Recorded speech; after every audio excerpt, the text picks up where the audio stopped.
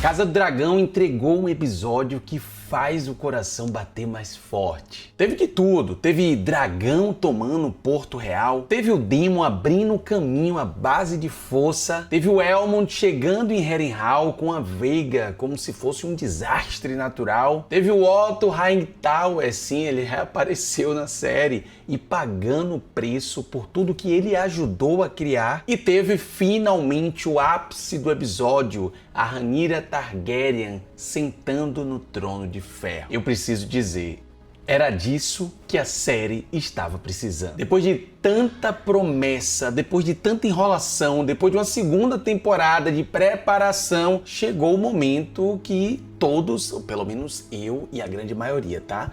Estávamos torcendo para que acontecesse. Mas como a gente está falando de Westeros, nada é simples, porque a Rhaenyra chegou no trono, mas chegou no trono quebrada.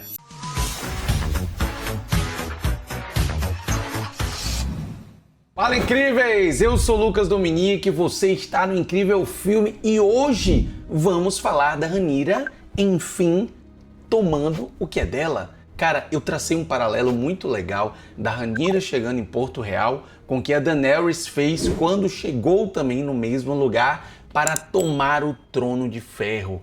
E que diferença faz a pessoa ter a cabeça no lugar. Mas antes de eu te falar a minha opinião e explicar melhor esse episódio, aproveita logo para conferir o meu cupom de desconto para vários sites aqui na descrição. Se torne membro para você me apoiar o meu trabalho e assim receber conteúdo antecipado. Preparado? Vem comigo.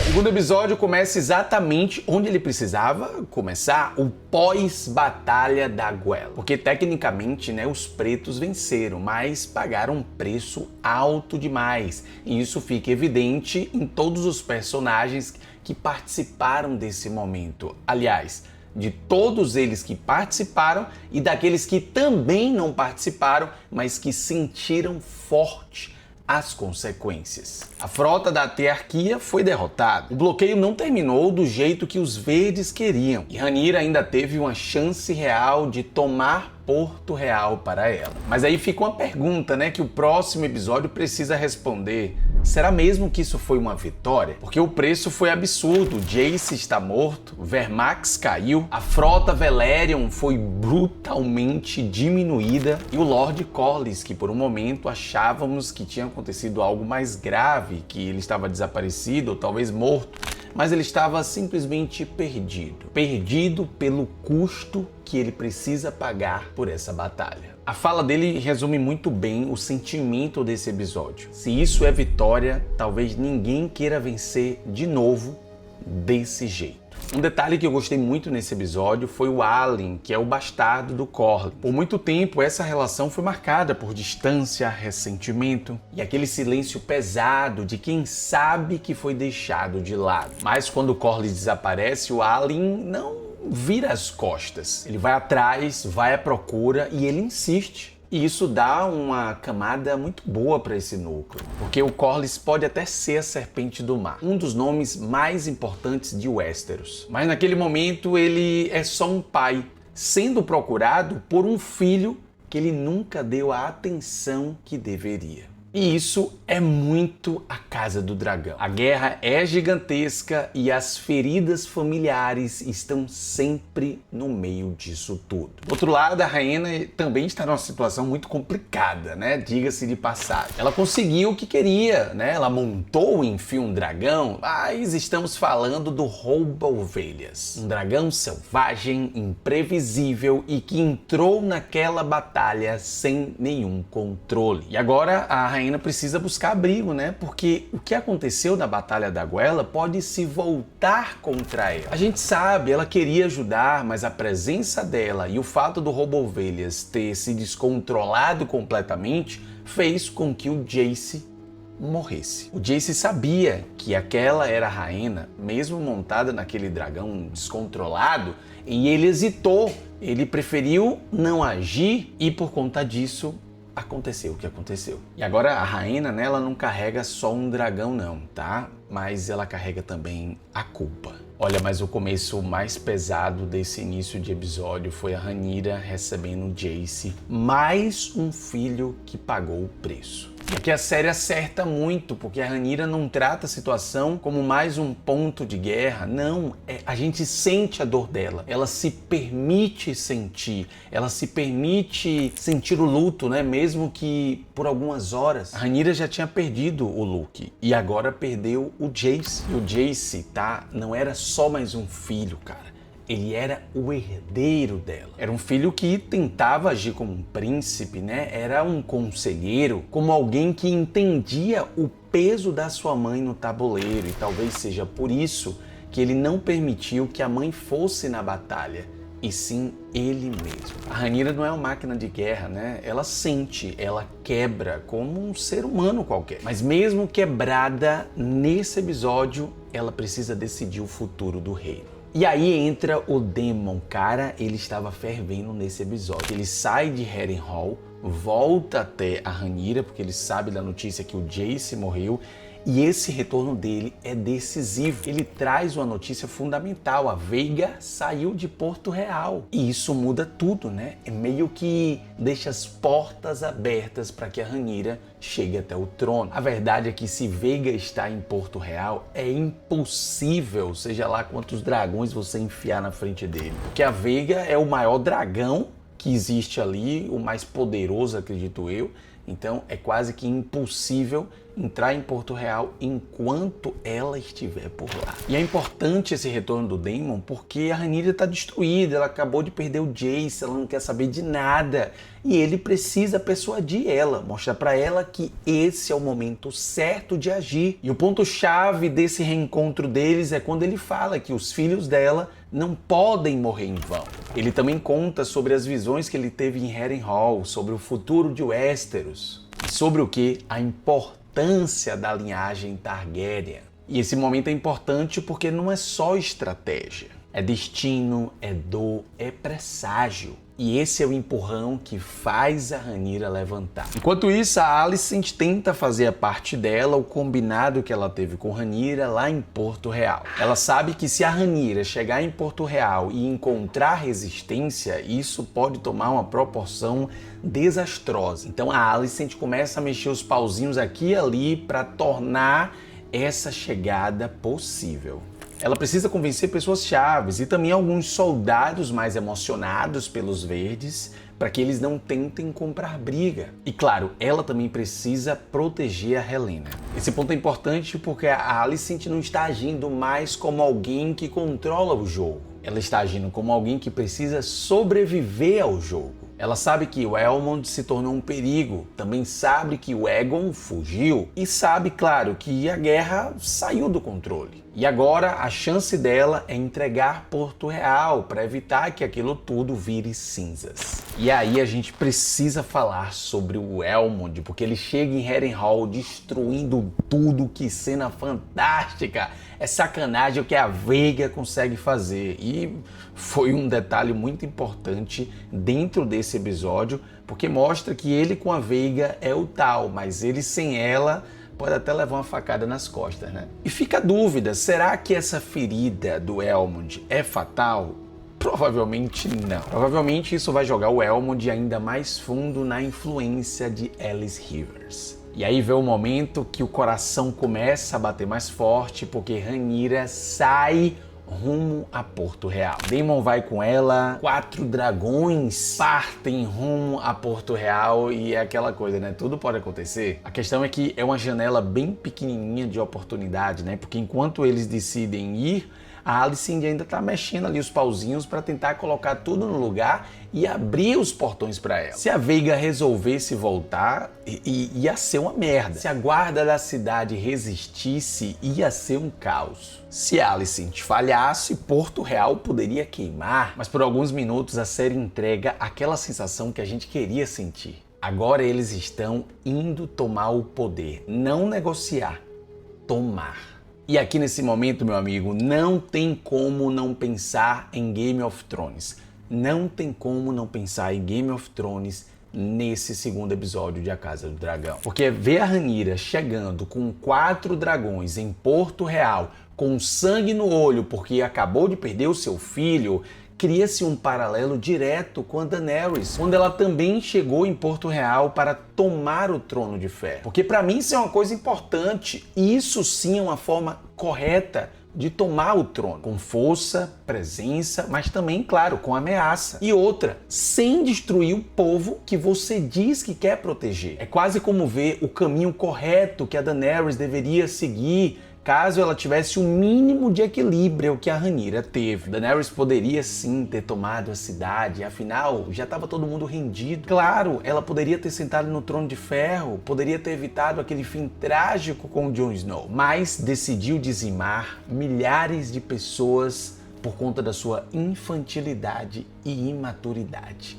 Sim, amei o final de Game of Thrones porque foi coerente. A Daenerys fez merda. Coisa que a Rhaenyra nesse episódio provou como é que se faz. Ela vai lá, chega com seus dragões, mas não para queimar a cidade. Ela chega, claro, para reivindicar o que é dela por direito. Isso deixa o momento ainda mais emocionante, né? Se você não se arrepiou nesse momento, cara, você deveria estar assistindo outra série. E outra série não está mostrando só uma conquista. Ela está mostrando uma rainha tentando não virar um monstro que a guerra pede que ela vire.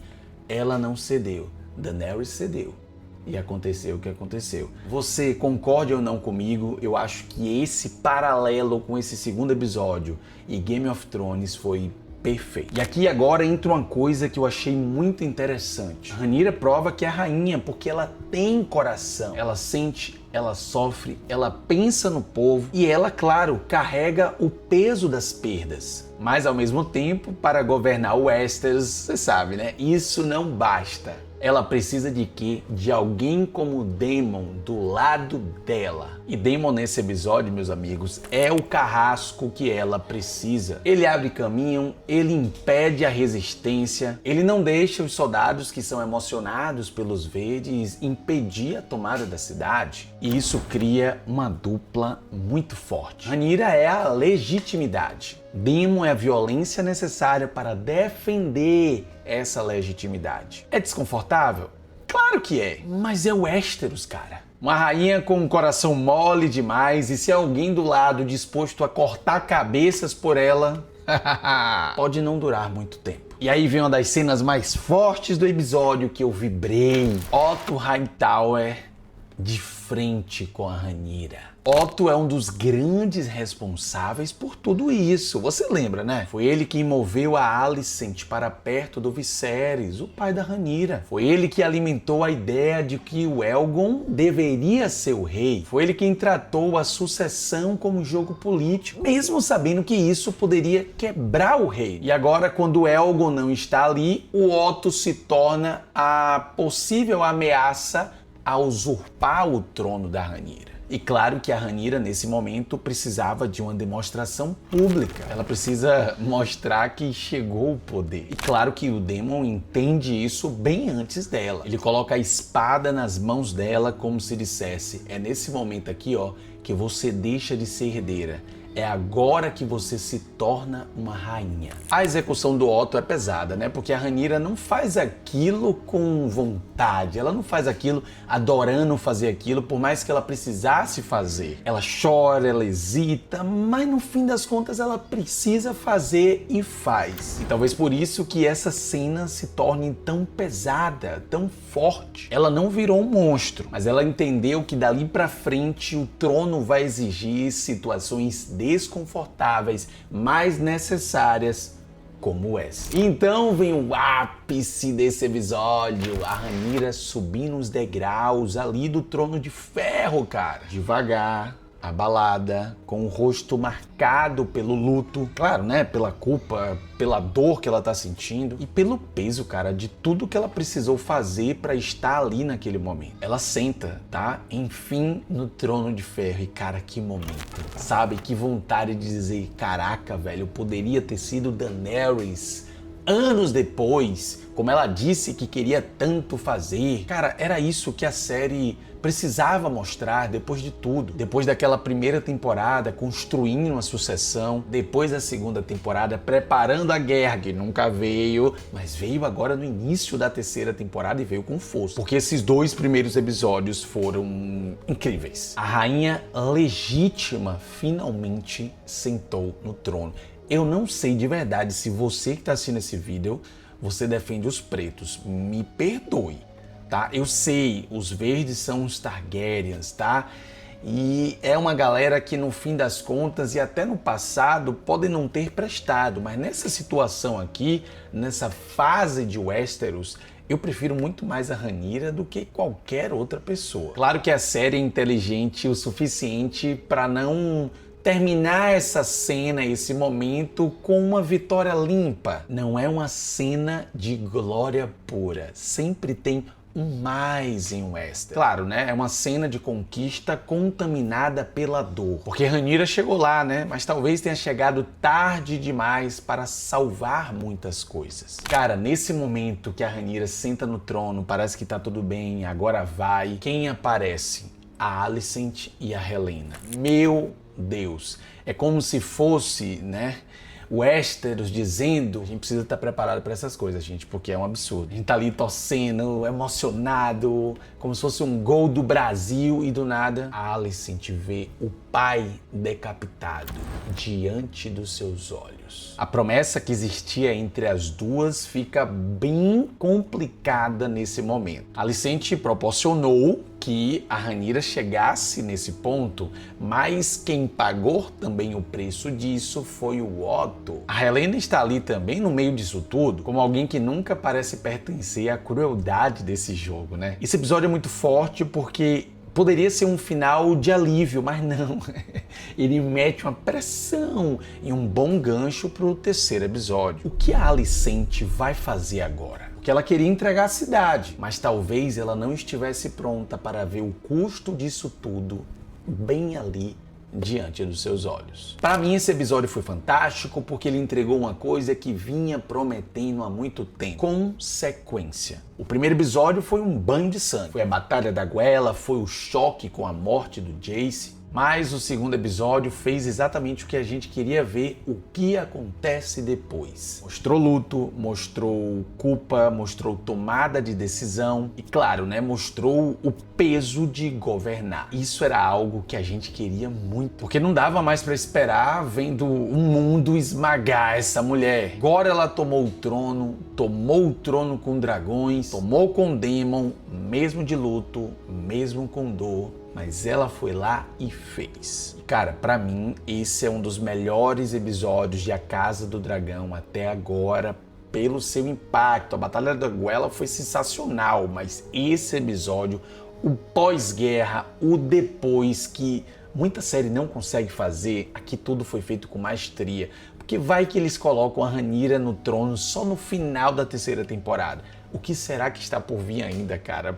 Para ser maior do que tudo que aconteceu nesses 2 primeiros episódios. Agora eu quero saber de você, o que você achou desse segundo episódio de A Casa do Dragão, terceira temporada? Foi do jeito que você imaginava? Curtiu a Rhaenyra subindo as escadas, sentando no trono de ferro? Me conta aqui nos comentários a sua opinião, que eu quero muito saber. E eu vou ser sincero, agora o bicho vai pegar. Porque em Westeros, sentar no trono nunca foi o fim da guerra. Quase sempre é o começo da próxima tragédia. Eu vou ficando por aqui. Valeu demais por você assistir até o final. Até o próximo episódio. Tchau!